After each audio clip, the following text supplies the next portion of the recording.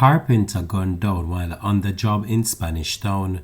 Hi again and welcome. This is Links 007 TV News Report, and we'll be right back with the full details to come. Welcome to Links 007 TV News Report, providing you with the best in local and international news updates. This is a place where you can get the most reliable and informative news information. Links 007 TV News Report. Welcome back and thanks for joining us. This is Links 007 TV News Report. A carpenter was gunned down while on the job in Waterloo District, Spanish Town, St. Catherine on Sunday night.